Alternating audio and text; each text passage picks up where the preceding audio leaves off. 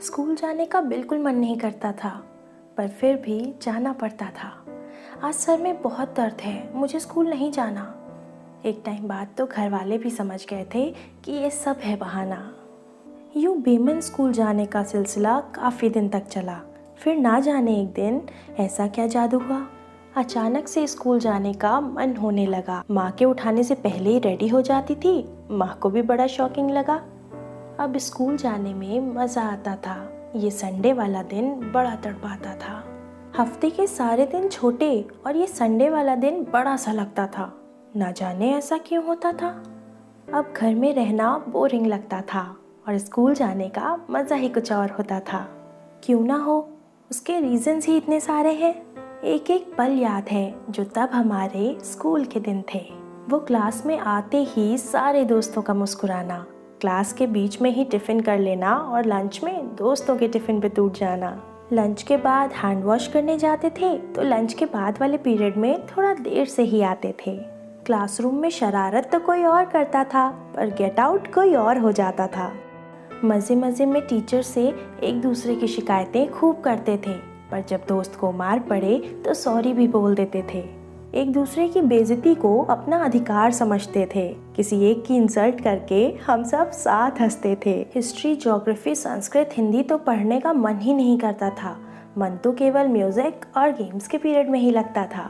Music class में खुद तो नहीं गाते थे, म्यूजिक टीचर से नए नए गानों की फरमाइश करते थे।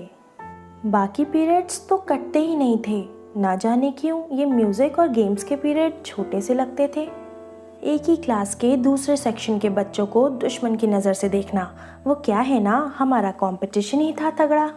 अरे हाँ, वो क्लास का मॉनिटर टीचर के ना होने पे बड़ा रौब जमाता था। टीचर का कोई दूसरा अवतार है ऐसे ही वो जताता था। क्लास में जब हम सब यूनिटी में होते थे तो वो ही एक अलग जा खड़ा होता था। आफ्टर ऑल टीचर का चेला था, उसका कोई क्या बिगाड़ सकता था। एग्जाम से एक दिन पहले ही पढ़ने बैठते थे और उसमें भी आधा दिन तो दोस्त से कॉल में ही निकाल दिया करते थे। ओए, तूने तो सारा पढ़ लिया होगा। कहाँ यार, मैंने तो अभी अभी नोटबुक खोली है। डिवाइड करके चैप्टर्स याद कर लिया करते थे और जो क्वेश्चन नहीं आता था वो आगे वाले दोस्त से पूछ लिया करते थे। एग्जाम का आखिरी दिन तो जंग जीतने सा लगता था। एग्जाम के बाद पार्टी करने का हम सबका मन हुआ करता था। मस्ती मजाक नोक झोंक ये सब कुछ चलता रहा। +2 में आके एक एक दिन बहुत तेजी से गुजरता गया। पढ़ाई की टेंशन तो थी ही, पर दोस्तों से दूर होने का गम भी था। फेयरवेल का दिन आया तो उसमें भी मैनेजमेंट ने ड्रेस कोड लगाया था। प्रिंसिपल की वो आखिरी स्पीच थी, पर फिर भी बोर ही लग रही थी। आंखों में तो नमी थी, पर टीचर्स का प्यार देख के चेहरे पे मुस्कान खिली थी। हम सब दोस्त मिलते रहने के वादे कर रहे थे।